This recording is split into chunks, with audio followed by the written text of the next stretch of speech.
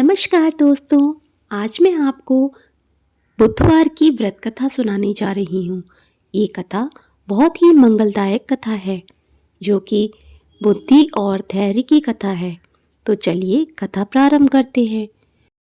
बहुत समय पुरानी बात है। विदर्भ देश में एक धनपाल नाम का व्यापारी रहता था। वह धन में तो बहुत अमीर था, लेकिन बुद्धि में वो थोड़ा कमज़ोर था।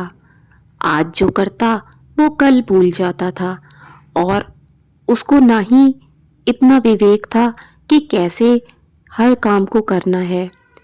एक दिन उसके स्वप्न में हरे रंग के प्रकाश से युक्त एक युवक की छवि दिखाई दी। तो उसने कहा कि अगर तूने 7 बुधवार तक ये कार्य कर लिया और मेरी परीक्षा पास कर ली तो तेरा जीवन बदल जाएगा।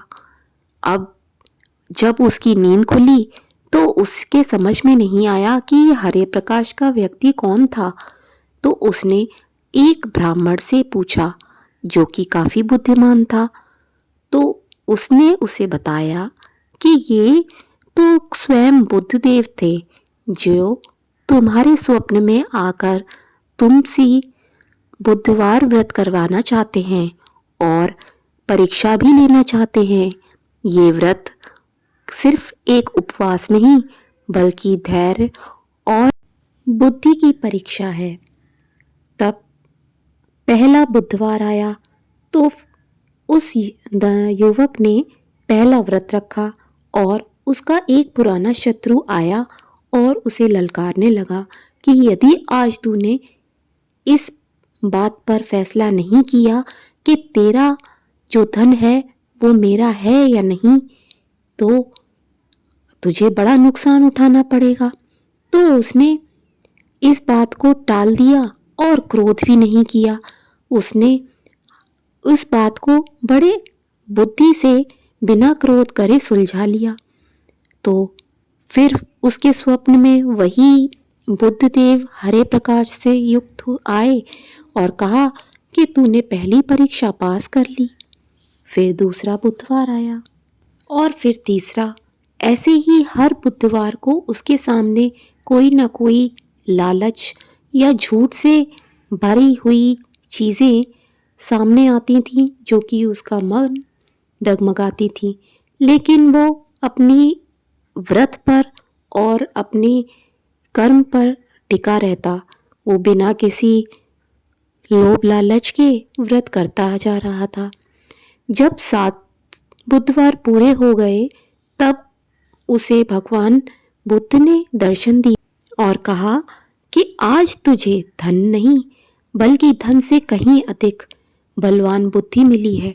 क्योंकि जो मनुष्य लालच में कोई फैसला ना लेकर बुद्धि से, धैर्य से और विवेक से काम लेता है वही सच्चा धनी होता है। सच्चा धन धन एकत्रित करना नहीं बल्कि बुद्धि को सही समय पर इस्तेमाल करना होता है। यदि आपके भी घर में कोई भी ऐसा व्यक्ति है जिसे अपनी बुद्धि का सही ढंग से इस्तेमाल करना नहीं आता तो आप भी उसे ये 7 बुधवार का व्रत अवश्य बताएं, जिससे कि आपके हर एक सदस्य की बुद्धि काफ़ी तीव्र हो जाएगी। क्योंकि बुद्धि भगवान श्री गणेश के सानिध्य में आती है, तभी तो वे रिद्धि सिद्धि के देवता हैं। और जो बुद्ध देव हैं वो भी भगवान श्री गणेश की पूजा से प्रसन्न होते हैं। तो आप अपने बुध ग्रह को भगवान गणेश की पूजा से और इस व्रत को करने से और मात्र इसकी कथा सुनने से भी बहुत ही पुण्य उठा सकते हैं। तो आशा करती हूँ कि आपको आज का वीडियो काफ़ी यूज़फुल लगा होगा। धन्यवाद। जय श्री गणेश।